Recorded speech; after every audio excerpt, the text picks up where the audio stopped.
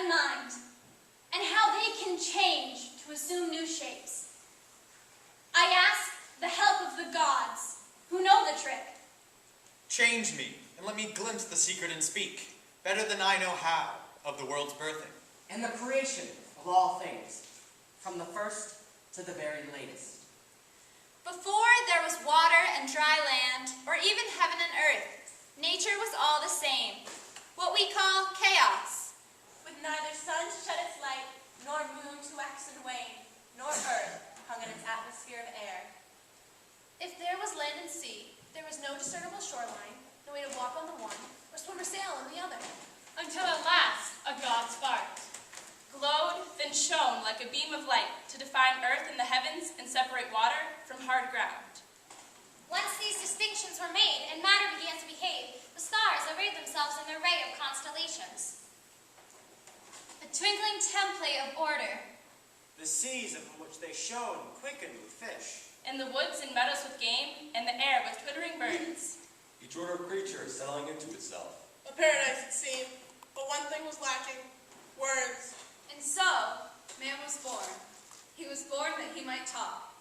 Some say the God created the world, creating of his own divine essence, the race of humans. Others maintain that we come from a more natural order of things.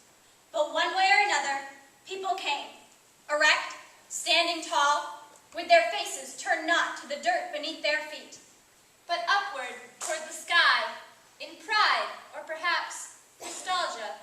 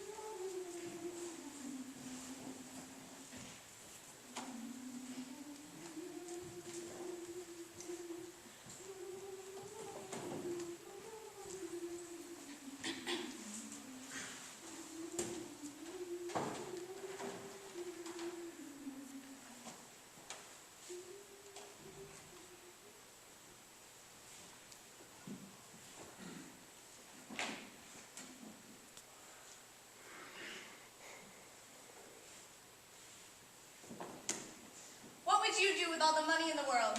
What a question. I know what I'd do. Do you want to know what I do? No! I'd never do laundry again. That's it? That's the big dream. Among other things. Do you want to hear a little story? About rich people? Of course. Always. There was a certain king named Midas, net worth 100 million. Now, I'm not a greedy man, but it's an accepted fact, a proven fact.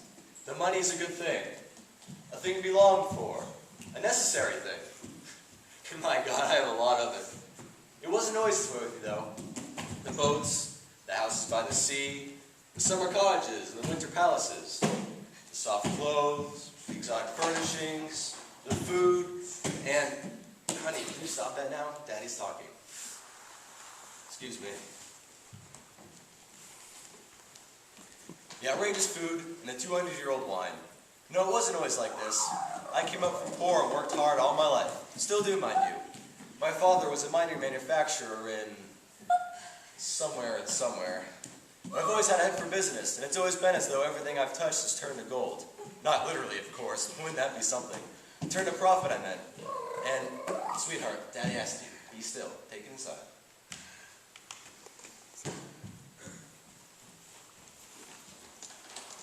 You see this pool? It costs a pretty penny, I can tell you. But all it takes is hard work. Plain and simple. And those who haven't got it in them, well, what can anyone do? They just haven't got it.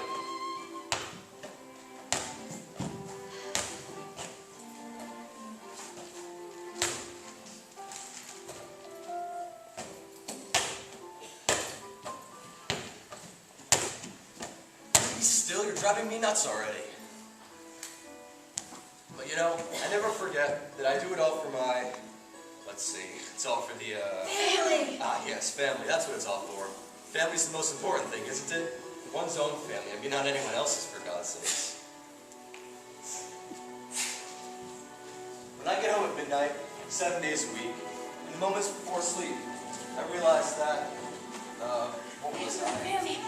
Ah, yes. That family is what really matters.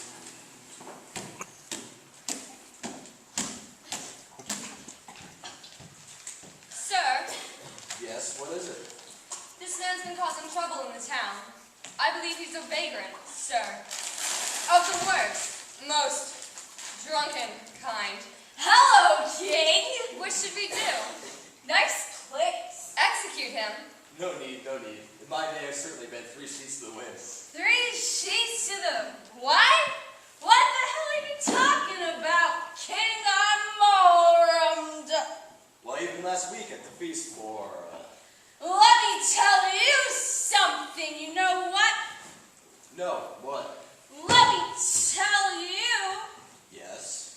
Let me tell you something. Yes, all right. I've been all over the world. Oh, have you? Yes, I'm lost now, but I've been all over the place. How nice for you. King, let me tell you, there is a country beyond this one where, Yes, well, if you'll excuse me. no, you listening? Let me tell you, there is a country beyond this one. It's amazing. Is it Asia? No, further. Africa? No, further. Oh? Over the ocean. I've been there. Let me tell you, it's like a dream. A dream. I am telling you that in this place, the people, they see each other. And the people don't have any desires of any kind, and so time, there is no time.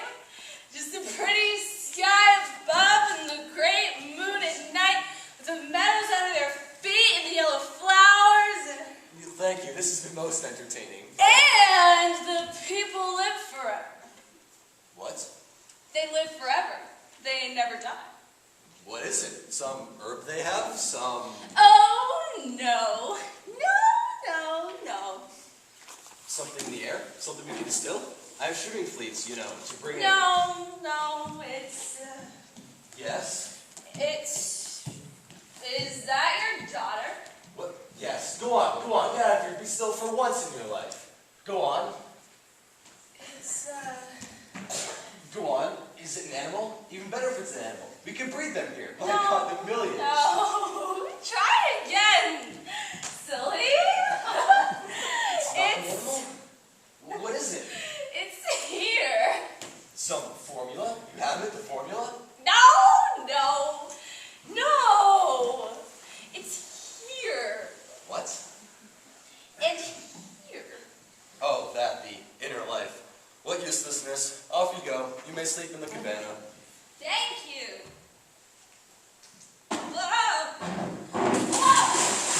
Turn him over. Someone turn him over before he drowns.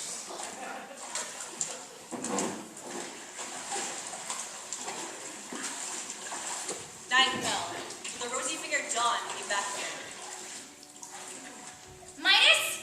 Good Lord, who's there? It's me, Baucis. I hear you have a follower of mine?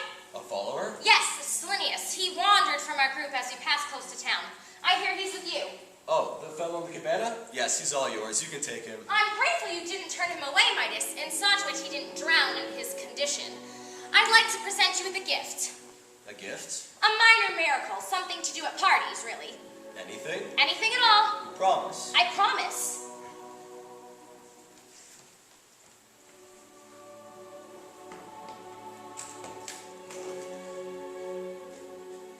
Then grant me that with everything I touch, everything I put my hand to, will turn to solid gold. That is a very bad idea. What do you mean it's a bad idea? It's a brilliant idea. Think about it, Midas. You think about it. We had to know, for God's sakes, now follow through. All right.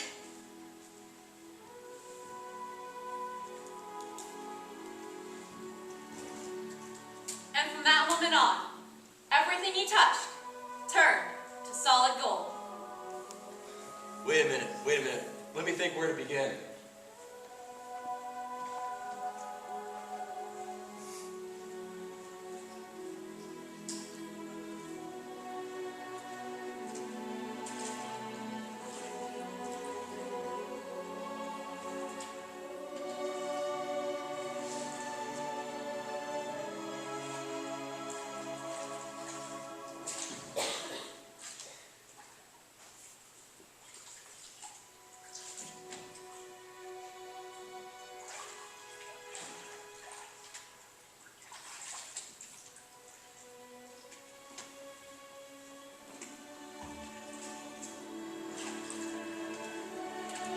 He went out walking, and with every step, the gravel under his feet turned to golden nuggets.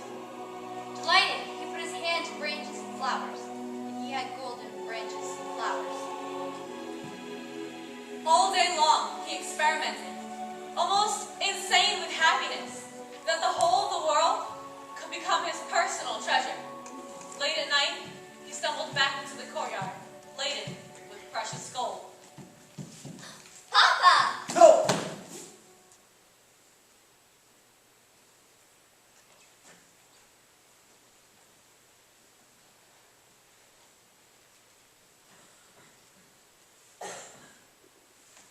Take it away.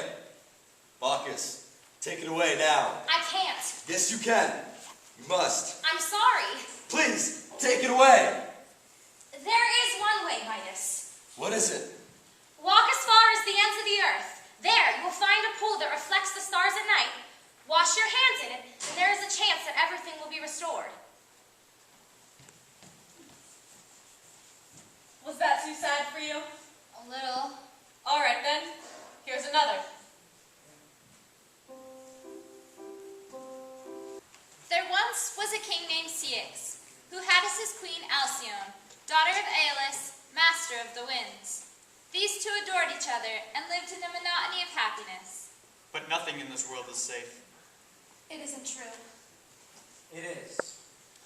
One day Alcyone had heard that King Ceyx had ordered his ship be made ready to visit a far-off oracle.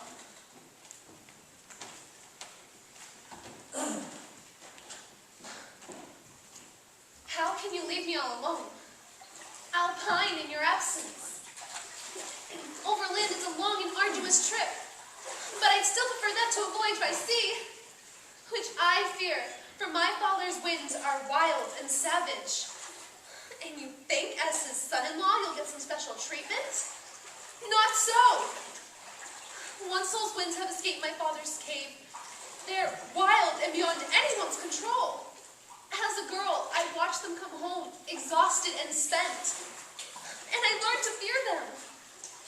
Now I'm petrified, surely. She said, If you die, my life is over. And I shall be cursed with every reluctant breath I draw. My love, I hate to choose between my journey and you, but how can I live this way? Stranded on shore, afraid, domesticated, diminished, a kind of lapdog. Then take me with you at least, and we'll meet the storms together, which I fear much less since we left a widow.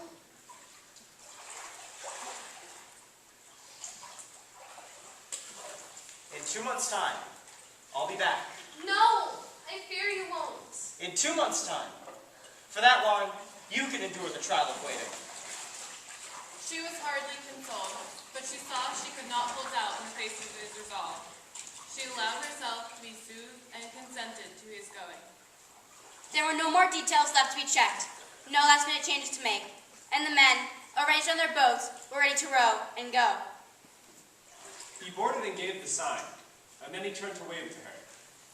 She waved at him as the ribbon of black water widened between the ship and the shore. She gazed at him until he was no longer distinguishable, but still she could see the ship. And she narrowed her eyes to the horizon and watched it as it receded to a smaller and smaller object. And then the whole hull was gone, and only the sails remained. And then they, too, disappeared. She gazed still at the empty and desolate blue, and then went to her empty bedroom to lie on the huge and vacant bed and give herself over to weeping.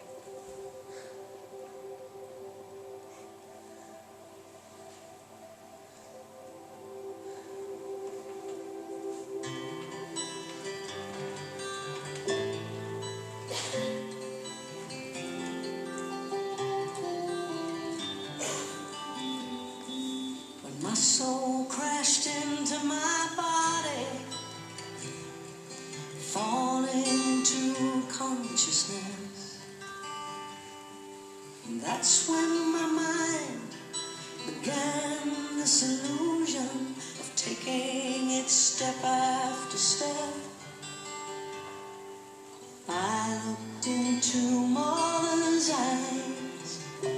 I said, tell me what I should believe. She drew me a room with a light. Said, just turn it off when you leave.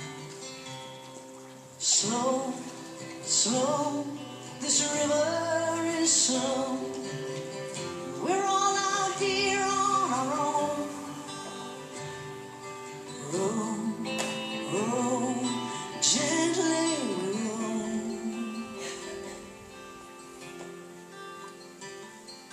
One day we'll find our way home. Our vessel cleared the harbor and caught the freshening wind, which set the riggings to singing and slapping against the spars. I ordered the rowers to ship their oars and the sailors to set the yards and make sail. Our ship ran before the wind. We made satisfactory progress all that day, and it reached a point of no return, with as much blue water astern as remained ahead. But as the sun was sinking in the west, the water, everywhere blue until now, began to be flecked, with the white-capped waves sailors to slay. The weather grew worse with every moment, for the winds were on the loose. Ship the sails! Man on the water! Secure the spars! But Poseidon had arrived. The rest was one enormous green catastrophe. He thinks in an oddly abstracted way that the waves are lions crazed with hunter's moons, or that the ship is a besieged town, attacked by a horde of madmen. One would think that the heavens were crazed with lust, To join a turbulent sea, which returns their bizarre passion to rise up and embrace the air. The men lost their belief in their captain, their courage, their nautical skill, and their will to live as they wait for the end. One man wept and groaned aloud, while another, no braver, was silent, dumbstruck. One man called on the mercy of the gods, while another cursed his fate. But one man just said one word. Alcyone. Again and again. Alcyone! My treasure! Alcyone! And this is the end of the world. O gods, hear my modest prayer, that my body may wash ashore her feet, where with gentle hands she may prepare me to be buried. Nothing left but the slow parade led by Hermes to the underworld.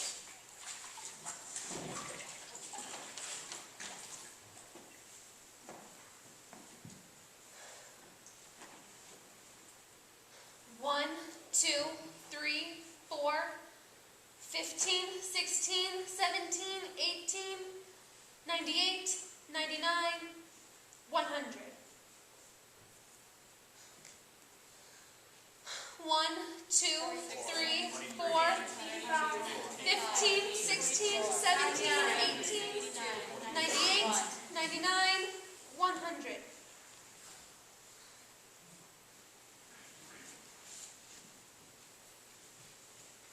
Look at her, Iris. She's moved her vigil down to the shore, and now she's sleeping there.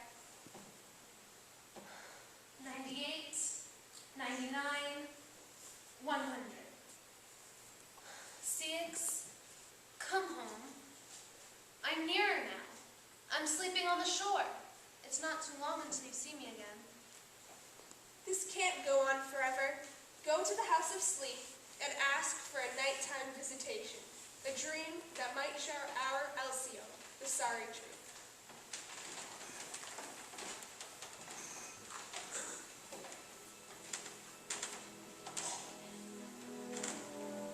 Far off, in remotest Campania, beyond where the Cimmerians live in their gloomy caves, is a deeper and even darker grotto, the home of sleep. In this place, the sun never can, even at midday, penetrate with its faintest beams. No rooster dares disturb the silence with its rude crowing. No dog or nervous goose gives voice to challenge the passing stranger. Not even branches sigh in occasional passing breeze, but an almost total silence fills the air.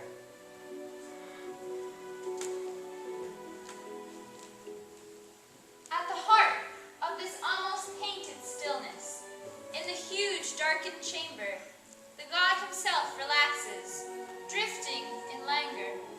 Around him, the fragments of ill-assorted dreams hover over the floor in grand profusion. Like leaves the trees have let go of, to fall through the currents of air and float in their gorgeous billows below. Hello?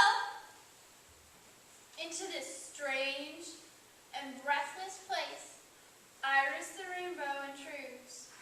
Oh, somnolent one, wake up! What?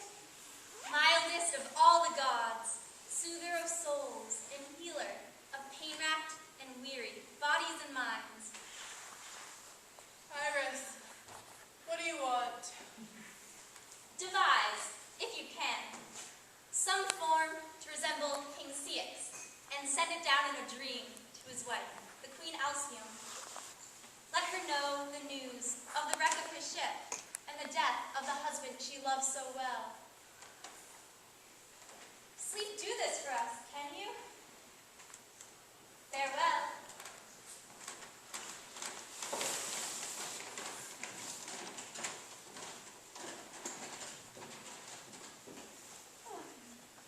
Morpheus! Morpheus, go and change your shape into that of King Ceyx. Go to his wife and tell her he is dead.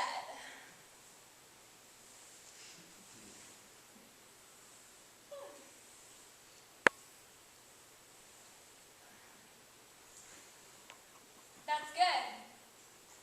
That's very good. Now go.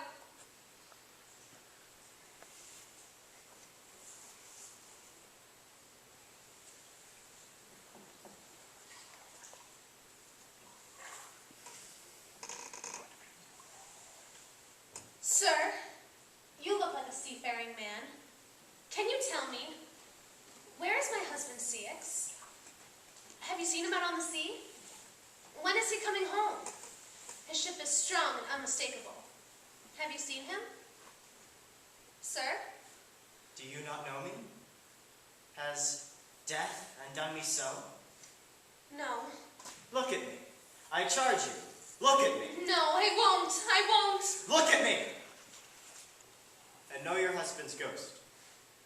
Your prayers have done no good, for I am gone, beyond all help and hope forever. Go away. I'm not some bearer of tales, but the man himself to whom it happened. Look at me, my little bird. I told you. I knew this would happen, and I begged you not to go. I knew the day you left I had lost you forever. The ship, my hopes, and my life all grew smaller all at the same time. You should have allowed me to go. Little bird. No, this is no use. No use that I should be living and you be elsewhere or nowhere. I'm drowning now in the air. I'm wrecked here on land where the currents are just as cold and cruel. Wait, where are you going? Wait, come back. Come back. Ceyx, where are you going?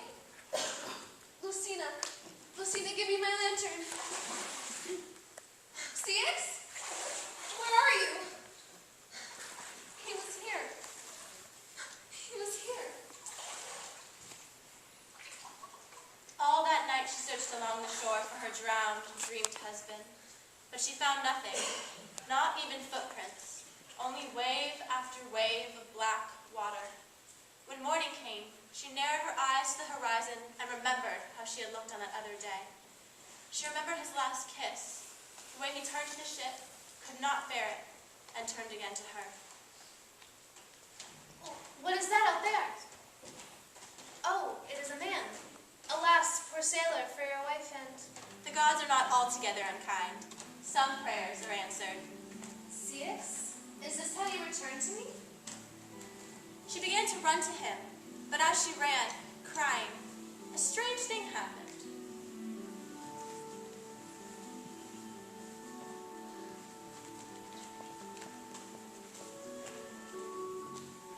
By the time she reached him, she was a bird. She tried to kiss him with her bill, and by some trick of the ocean's heaving, it seemed his head turned up to hers in response. You ask, how could he have felt her kiss? But better ask, how could the gods not have felt it, seen this, and not had compassion? For the dead body was changing, restored to life and renewed as another seabird. Together they still fly, just over the water's surface, and mate and rear their young. And for 7 days each winter, Alcyone brews on her nest for Aeolus, her father, then keeps the water short-rained and gives 7 days of calm upon the ocean, the days we call the Halcyon days.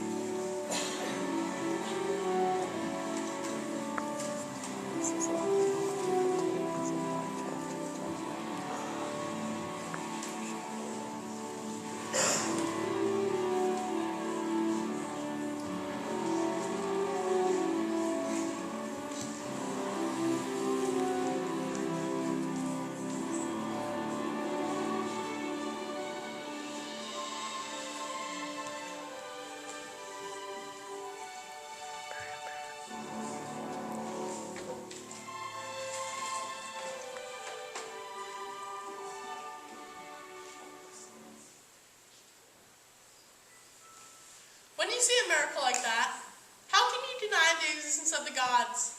Believe it or not, there's something to do. There was a man called Erysichthon who scorned the gods and declined to sacrifice on their altars or do them any honor. He only looked for the usefulness of things. One day, he found himself in a grove sacred to the goddess Ceres. Cut it down. Sir, that tree is centuries old. We need the wood. Cut it down. Sir, that is a sacred tree, and this grove is beloved by the goddess Ceres. It is only a tree that the goddess likes. But say it was the goddess herself. I'd cut it down just the same. Sir, please. Get off me, you disgusting excuse for a man. And he tore the tree down.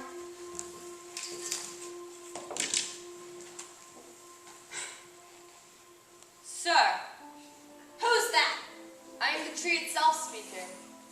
My pangs of death will be eased by one thing. And what might that be? That you will never get away with this. Oh, now I'm really frightened. But the goddess Ceres heard the cry of her tree, and her mind immediately began to move upon torments that she might inflict. Orion! Yes? There is a place in far-off Scythia. Nothing grows there. No wheat, no grass, no trees. There you will find huddled together cold, fear, and gaunt hunger. Tell hunger I command her to visit this brute and make herself a home in his belly. I give him to her as a toy. I will. I would go myself, but it is forbidden for hunger and I ever to meet. Orion flew off to Baucis, a bleak and nightmarish region. There, in a field of stones, crouched Hunger. Pulling from between the rocks with her teeth and filthy fingernails some tiny bits of moss. Her hair hung down in lank and matted locks. Her eyes sunken and circled, her lips slack and cracked. The vaults of her ribs stuck out, as did every bone in her body. One could count the knobs of her spine. Hunger? Yes. Ceres commands or rather permits you Yes. to go to Erysichthon and never leave till he's finished. Gladly. Hunger flew overhead to the house of the victim. As she flew overhead, fields withered and men starved. birds scattered from her path, too weak to fly. It is night before she arrives at Erysichthon's home and finds him sleeping in his room. She wraps cadaverous arms around him in an embrace as strong as love, but quite the opposite of love. She breathes her spirit into his spirit, and he begins to dream. Pastries, cheese, grapes! He wakes, Get me something to eat, anything, I'm starving! but he can't wait to be served. He begins to devour everything in sight. Meal after meal after meal after meal, but he can't shake his hunger. Baked shrimp and marshmallows, salami and ice cream, donuts, everything in every possible combination. Even as he's eating, he is planning other menus and still crying. Just as the ocean guzzles the water from the rivers and still cries more and more forever, so he calls out, "He hasn't enough! He hasn't enough!" His hunger empties the larders and storerooms and the warehouses of the city. His hunger is unabated. What is left to sell? Mother! My son, Come with me!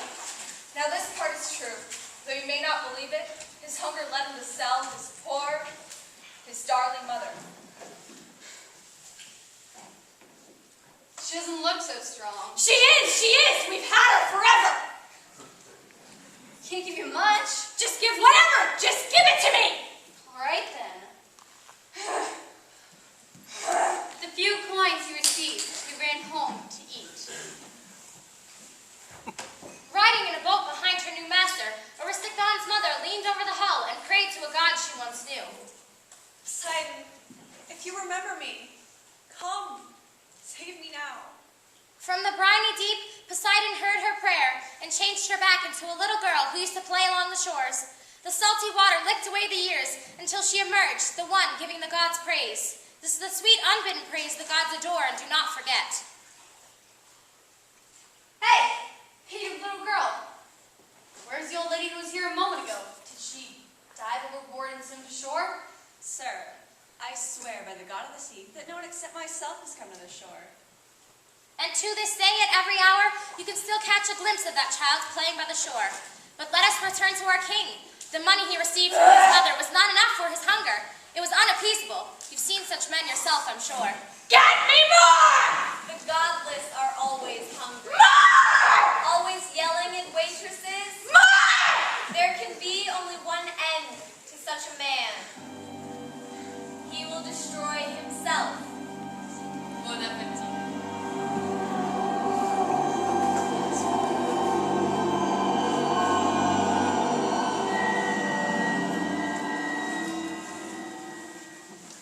Unluckiest of wedding days.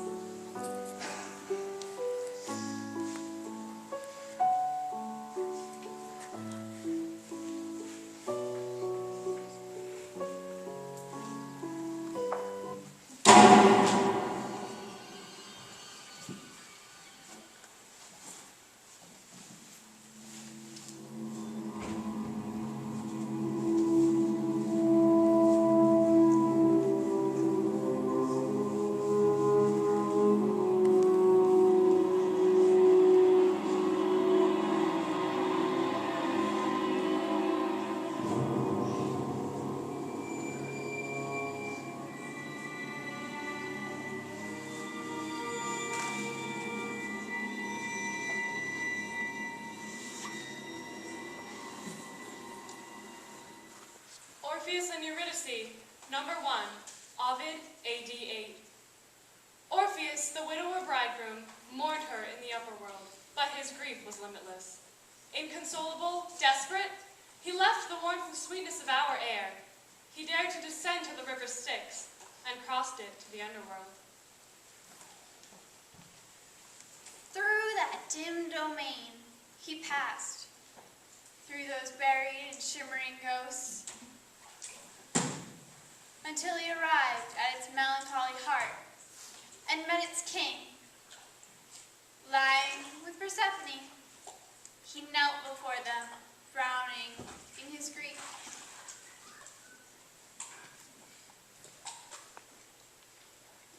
I don't know what power love has down here, but I've heard that he has some, for he brought you two together. If this is true, that passion moved you once, then listen to me. I've tried to match this grief, but I can't. I understand that we all come here in the end, but my wife Eurydice will be here in the ripeness of her years. I'm asking for a loan, not a gift. I want one thing to be certain. If you deny me, I want you to keep me here as well. As Orpheus spoke, the pale phantoms began to weep. Tantalus was no longer thirsty, and Sisyphus sat on his rock to listen. Orpheus, turn around. Eurydice? Your song has moved us, Orpheus, and you may have her on one condition. As you ascend to leave this place, she will not walk beside you, but will be following. You must not, until you reach our gates, turn to look at her. If you look at her before you reach the sunlight, she will be ours, forever. I understand. Hermes will accompany you. Remember, any hesitation or doubt in our gift must be returned. A simple enough condition? It ought to have been. The singer led the way, ascending the sloping path through the murk.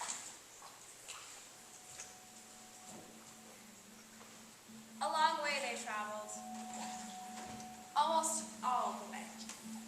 But you know what happened? Concerned for her, or not quite believing that it wasn't a cruel delusion, a dream, or a mirage, he turned. Farewell! And that was his last sight of her, but he saw it again and again.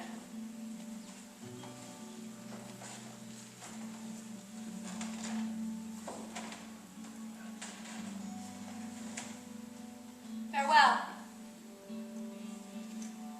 Is this story a story of love and how it always goes away?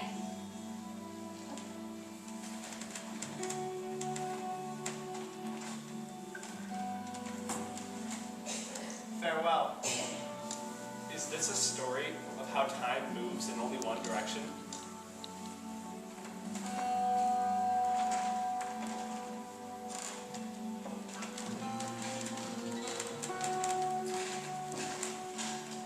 Farewell. Is this the story of an artist and the loss that comes from sudden self-consciousness or impatience?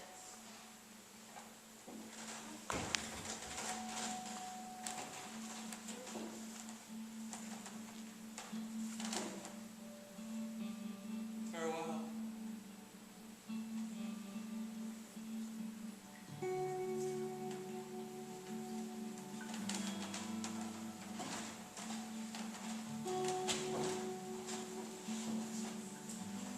Orpheus and Eurydice. Number 2. Rania Maria Rilke. AD 1908. He said to himself, they had to be behind him. He said it aloud and heard it fade away. They had to be behind him. But their steps were ominously soft. If only he could turn, just once.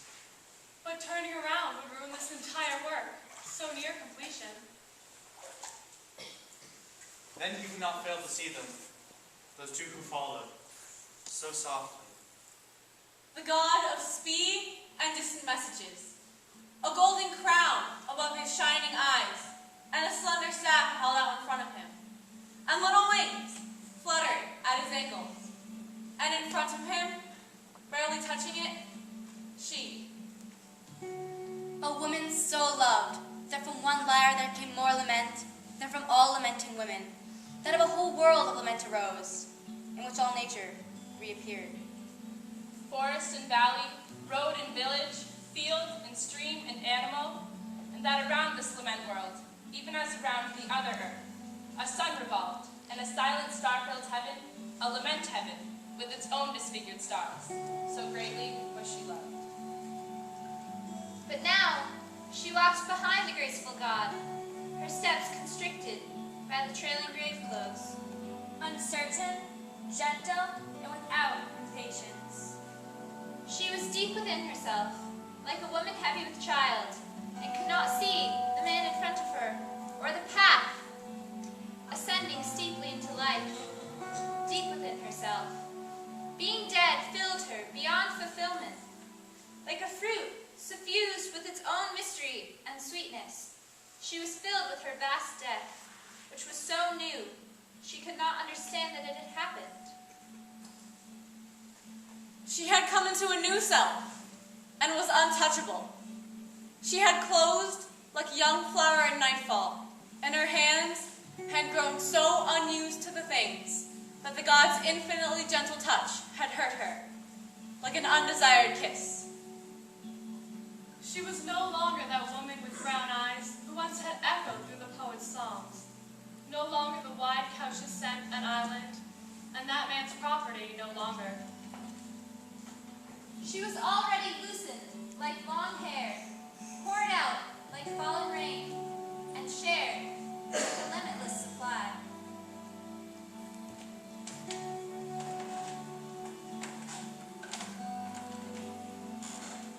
And when abruptly, the god put out his hand to stop her, saying with sorrow in his voice, He has turned. She could not understand, and softly answered, Who? Far ahead, dark, before the shining exit gates, someone or other stood, whose features were unrecognizable.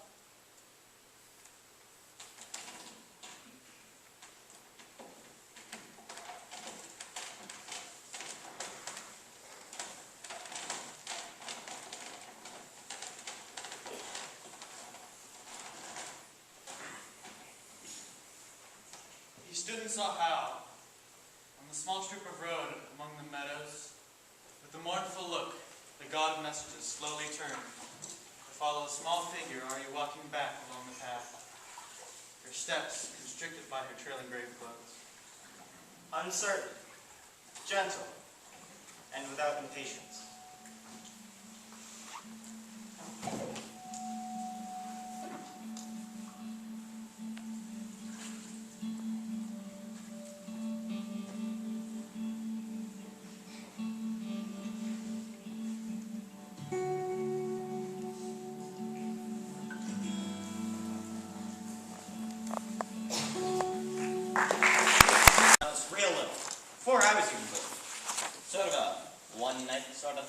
Except it was in the day where my mom used to watch my dad cross the sky.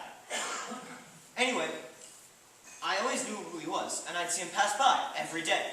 Of course, who doesn't?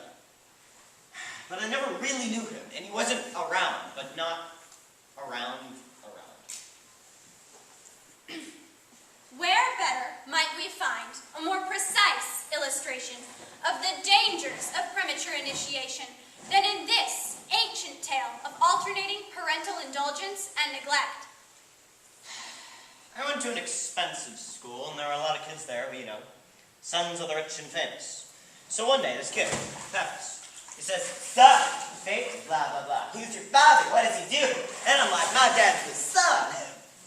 And he's like, tell me another. And I'm like, my dad's the son. He's Philebus Apollo. Just basically trampled me, beat the crap out of me like I was lying. Neither his own opinion of himself, nor regard for him, or lack of it, in his peers, obviates the father's role as initiating priest for the younger being. Now, it cannot be contested that the absence of this figure is, for the child, an almost irredeemable loss.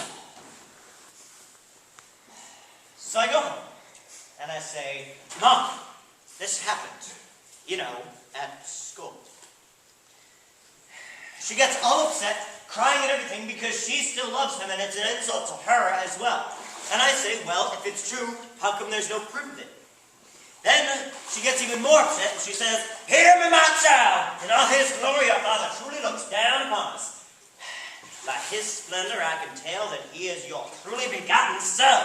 That fiery orb you see crossing the sky each day, whose heat enlivens and enables the world, is indeed your son. Leave me, my darling. Blah, blah, blah.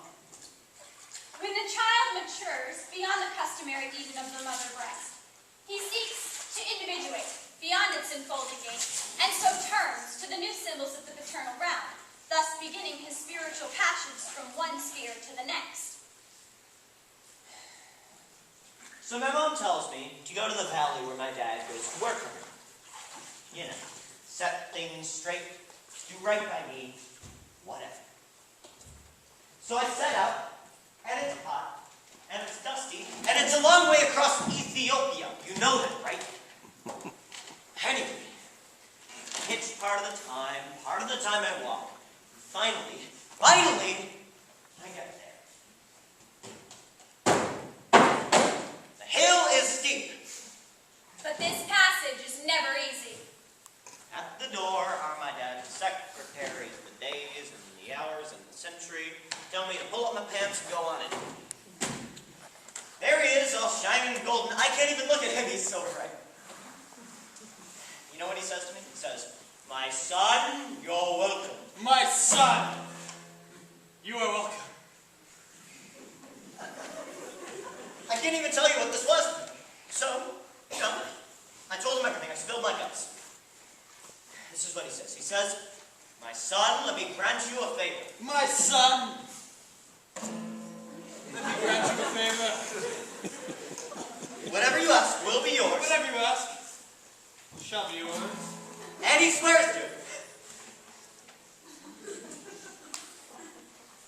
The conventional exordium of the initiate, from latent to realized potential, is inevitably accompanied by a radical realignment of his emotional relationship with the image of paternal authority. Now, there's only one thing I want, right? I say, "Give me the keys to your car." Immediately, he starts backpedaling, saying it's his job. It's my job. And no one else can do And it. you can't do it. And in the sky, there's a bull, and a lion, and a scorpion. Out there to get me. And I say, "Give me the keys to your car. It's my turn. I want to drive myself across the sky. I want to light the world with Dad." The father, or his substitute, must be assured, before he can pass on the symbols of adult vocation, that the child no longer is operating under infantile complexes. Complexes that might dangerously redirect his new task through self-aggrandizement, personal preference, or even resentment.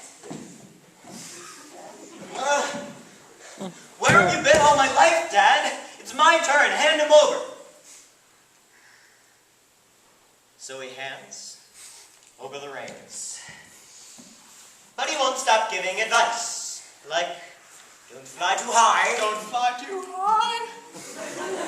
Go too low. Go slantwise. Go slantwise. On and on. I didn't listen. Myths are the earliest forms of science. You're still here. Can't see nothing in front of me. Can't see nothing coming up behind. Make my way through this darkness. I can't feel nothing but this chain that binds me. Lost track of how far I'm gone, how high I've climbed. On the backs of 60-pound stone. On the shoulder, half mile line. Come on, horizon. Come on, look me ahead tonight. Come on, horizon. Come on, look horizon tonight. Left the house this morning. Bells were ringing every air. I swam across and I called. On with the fire, rolling down here. Come on up for the rising. Come on up with hands in mine. Come on up. It was chaos, okay?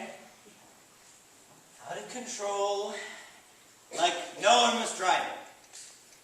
Everything I hoped for was all over. OHVURE, over. It has been said that the myth is a public dream. Dreams are private myths. Unfortunately, we give our mythic side scant attention these days, and as a result, a great deal escapes us and we no longer understand our own actions. It remains important and salutary to speak not only of the rational and easily understood, but also of enigmatic things, of the irrational and the ambiguous, to speak both publicly and privately.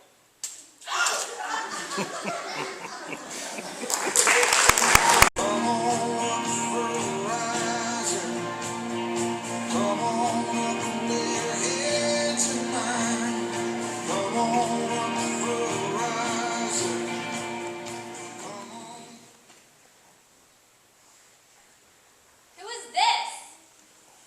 This is Eros, god of love.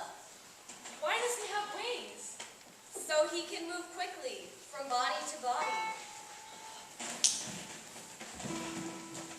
Why is he naked? To make us transparent. To make us what? Transparent in our love, foolish to others, exposed. Why is he blind? He's always pictured blind, but he really isn't. Because in love, we're so ignorant and so compulsive. There's that. What else?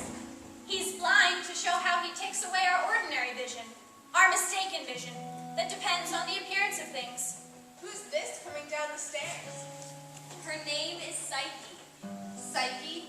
Her name is Psyche. Yeah. What's she doing here?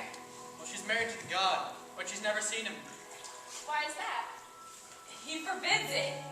Then how do they meet? She was so beautiful, Aphrodite was jealous of her. She sent her son down to punish her, but he fell in love instead. Does she know that he is a god? No, she suspects that he's a monster. Have they been intimate yet? Oh, yes. And how was that? It was good. Then why does she suspect he's a monster? Her jealous sisters told her so. And she listened to them? Unfortunately, yes. So now she's coming to see him as he sleeps? Yes. To make certain? Yes. With her eyes? Yes, she's very young. It happens all the time. She doesn't trust what she has felt herself. Not with the radical trust we need. What does the word psyche mean? In Greek, it means the soul.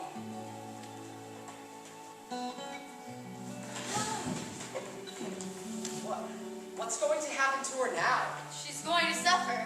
And she's going to suffer. And She's going to suffer! well, what does she have to do? She is given horrible and lonely tasks from Aphrodite, such as sorting thousands of little seeds, one from the other. How did she manage? She has all these little bugs that help her. Like in fairy tales? Yes, like in all the fairy tales. What else? She had to go down to the underworld, fetch various things. Wasn't she afraid? She was petrified, but she did it all the same. Wasn't it hopeless? It was hopeless, but she did all the same. What did love do in the meantime? It healed his little wounds. It hurt him so much that she looked at him like that. The wax from the candle burnt him. How does it end? She finishes her tasks, and Zeus declares enough's enough. Zeus overrides love's mother? Yes, and further, he gives Psyche a special potion, and she becomes immortal. Then, he declares their love will last forever. Does it? Of course. So there is a happy ending? It has a very happy ending. Almost none of these stories have completely happy endings. This one's different. Why is that? It's just inevitable. Soul wanders in the dark until it finds love.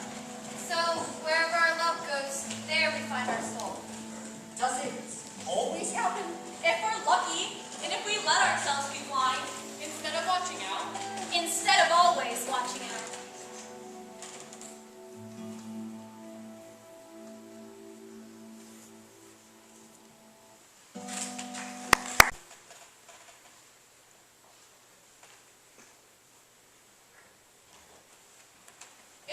that one night, Zeus, the Lord of the Heavens, and Hermes, his son, came down to earth to see what people were really like. They dressed themselves as two old beggars, ragged and filthy, stinking and poor. They knocked on 1,000 doors.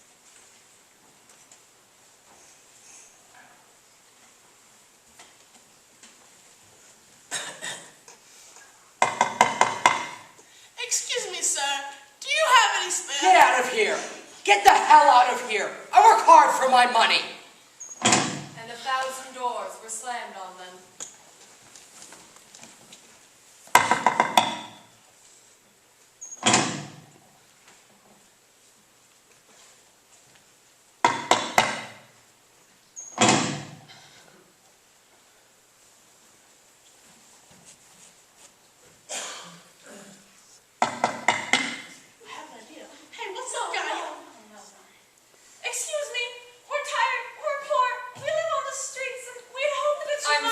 I'm so sorry. Sorry! At last, they came to a little hut on the outskirts of town. Why bother knocking here? We've knocked on thousands of houses. People who have plenty to spare. Whoever lives here obviously has nothing. We've come all this way. We might as well try all the same.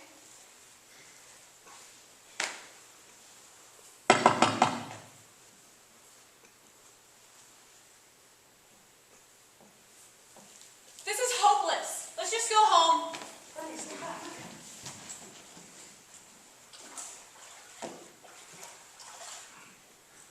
We're strangers. Philemon, we're guests at our door. Hello! We're all strangers to these parts, and we were... Baucis, why are you just standing there? We must bring our guests inside.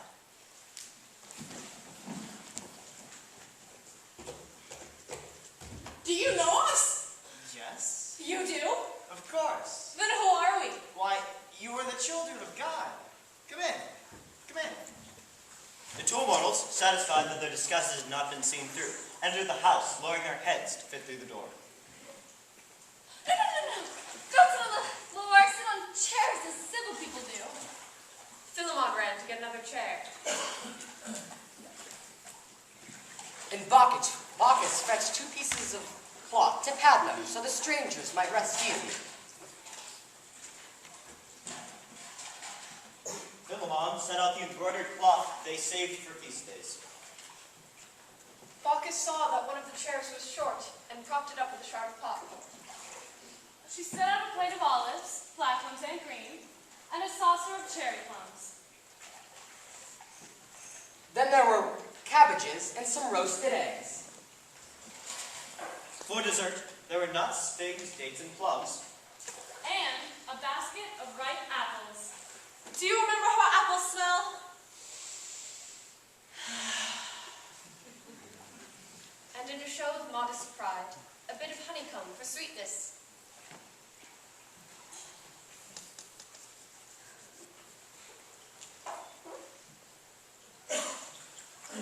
They took a bottle of wine and began to pour it into the strangers' glasses. But as they poured the wine, they looked at the bottle and saw that it remained full.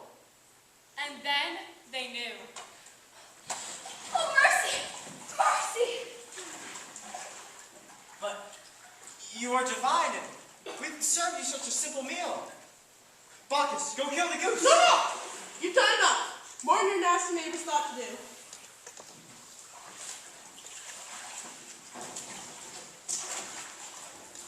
Suddenly, everything was changing. The little house, their simple cottage, was becoming grander and grander. A glittering marble-columned temple. The straw and reeds of the thatched roof metamorphosed into gold, as gates with elaborate carvings sprung up, and ground gave way to marble paving stones.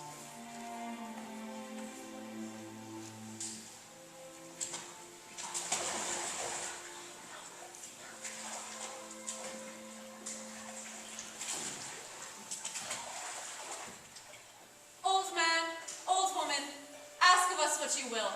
We shall grant any request you have.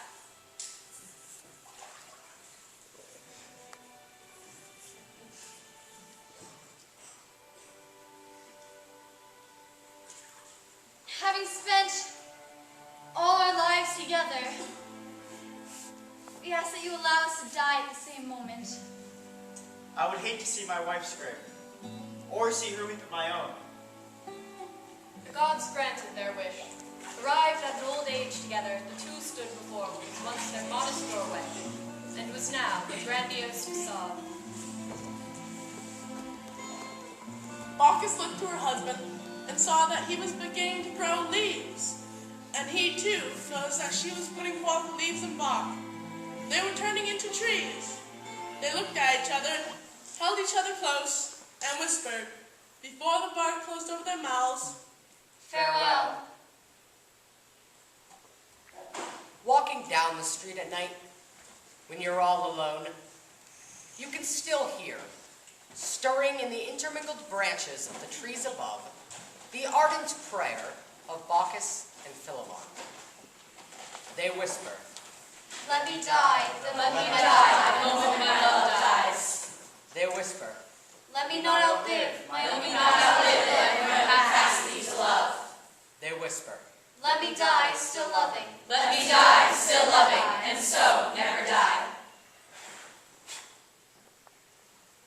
As I went down in the river to pray, studying about that good old way, and who shall wear the starry crown, good Lord, show me the way.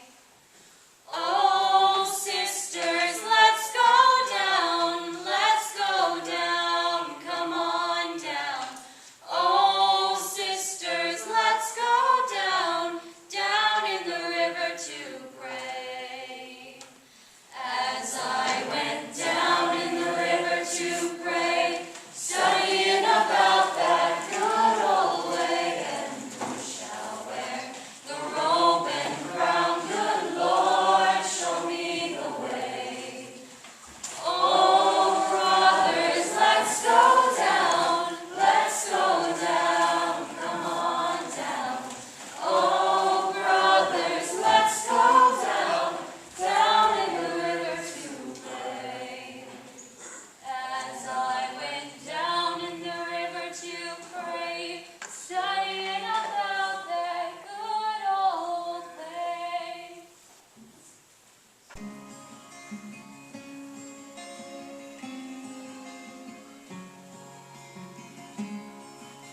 If you wait for me, then I come for you. Although I have traveled far, I always hold a place for you in my heart.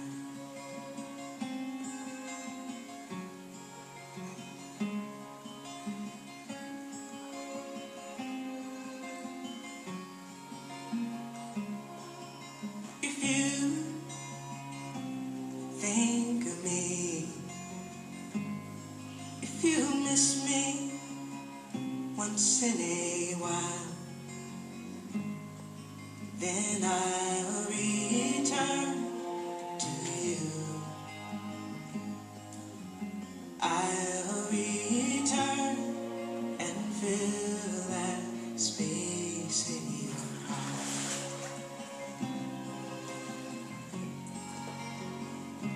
Remembering your touch, your kiss, your warm embrace, I'll find my